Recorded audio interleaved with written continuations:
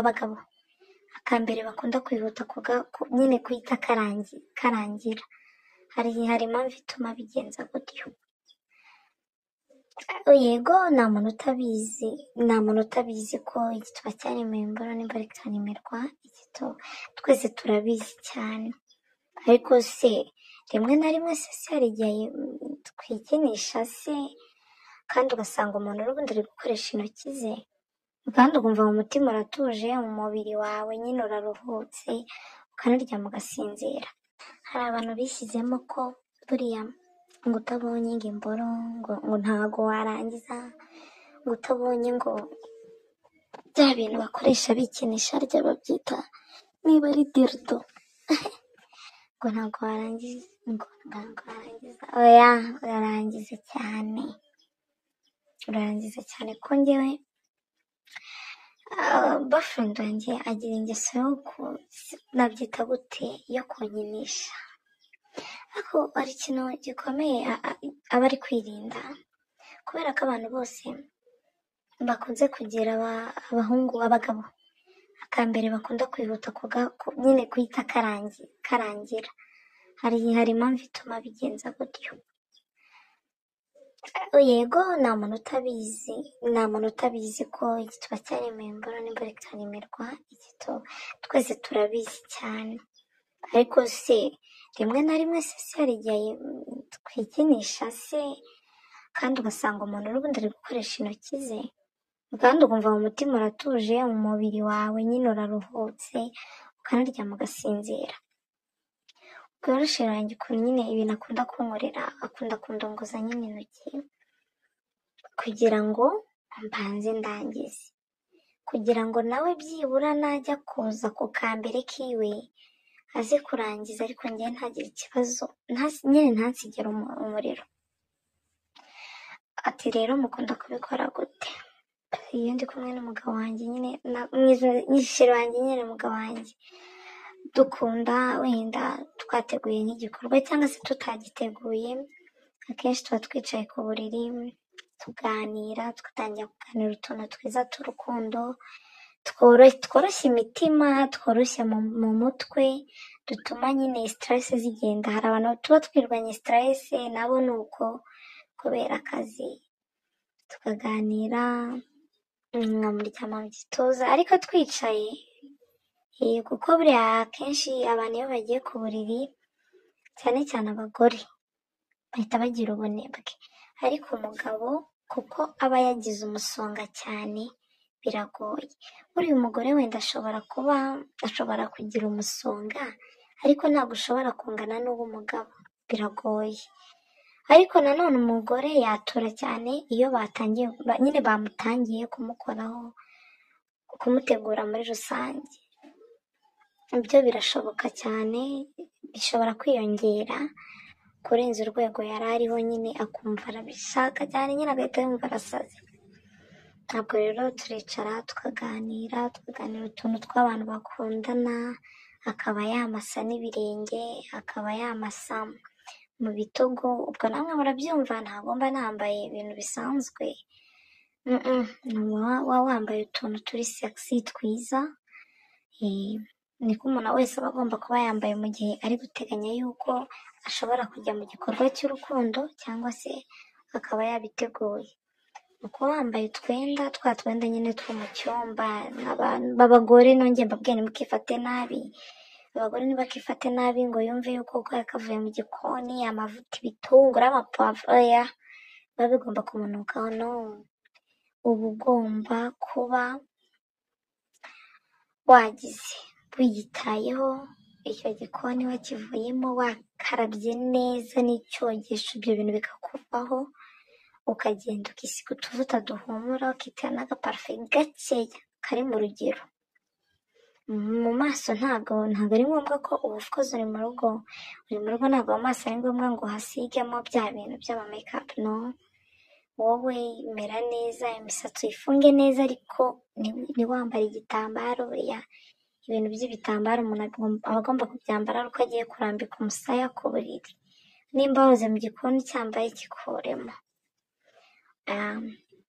Nurangiza ubwo ubwo nyine wegera umugabo wawe, ariko nanone ntuzibagirwe gusiga utuvuta ku munwa.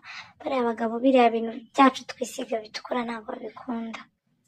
Nurangiza mwegere muganire, numara kuganira nyine umufashaho muri ubwo buryo nakomeje mbabwira, muvugana, umwiryaho, umwipfushaho, muryama mu bituza, umukora ku bituza gake gakeya. Ndakeka ari nako nawe agenda azamuka. Buriya abagabo hari akantu nabo bakunda, nubwo abagore batajya babyitaho. Abagabo bakunda umugore ubashotora. Yes, ubashotora, gukoraho, kwereka nyine yuko agushaka. Buri gihe ntabwo abagabo bakunda ngo bakwereke yuko ari bo bonyine bari mu kintu to. Wumve yuko ngo ari bo bagomba kugutangira kubera ikizi. Umwipfusheho, utangire umushyireho amaguru, nawe agenda gukora akamasaje gake gake, wenda bitewe n'imbaraga afite simbizi.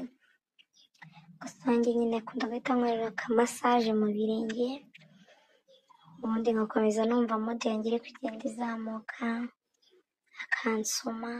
akansoma tugasomana, nkamukuramo ibyo yambaye niba ari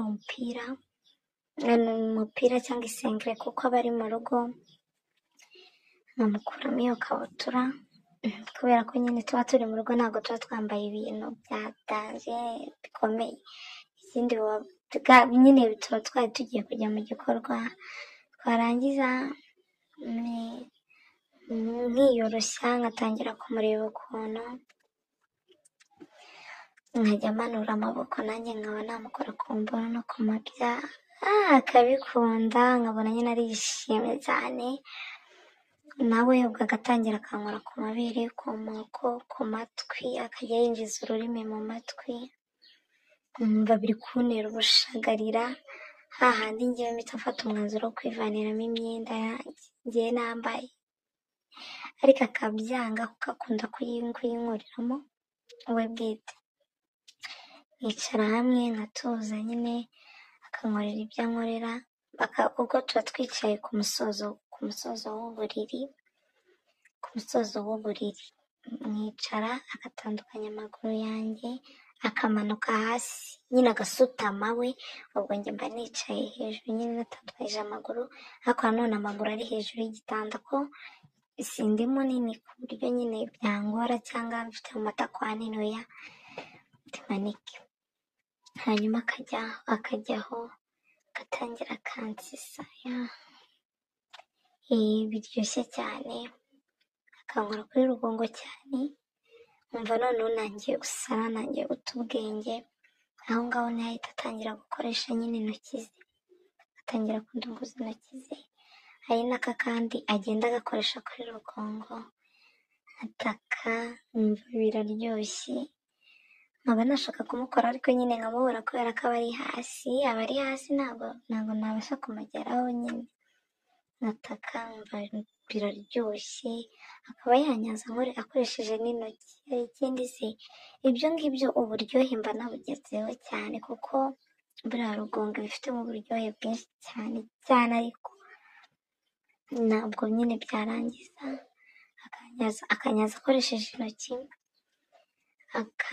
nyine akandunguza intoki, izijyamo zose akazishyiramo, ariko akenshi akunze gukoresha 3, bikaryohera pe. Ubundi nkarangiza, namara kurangiza tugatuzaho gato, nawe aba yihanganye cyane, kuko urumva gukorera umuntu ibintu byose, ibyo bintu bingana gutyo, wowe nyine utarafatwa biragoye. Ibyo byose byarangira nkaruhukaho gatoya, ariko nawe aba ari gushira ko urumva bisaba, niba nduke vuba vuba, mfata akayaga vuba vuba, ayo mazi nyanywe vuba vuba, yarangiza nyine nanjye nkatangira nkamanuka hasi nk'uko nawe yahoze yamanutse, nkatangira nkayisisa, ubundi nanjye nkahita mwicaraho muri ubwo buryo. Ibintu byacu biba biryoshye, ntabwo kuba warangiza bisaba kubona imboro hafi yawe, ibyo bintu wanabyikorera mu gihe hari n'abantu bajya gusura abahungu, nyine ugasanga ngo abahungu ngo babuze kondomu gute ariko kandi umushyuka wakwishe bigatuma uhita ujya no ku muntu utabitekerejeho ukumva uranasebye.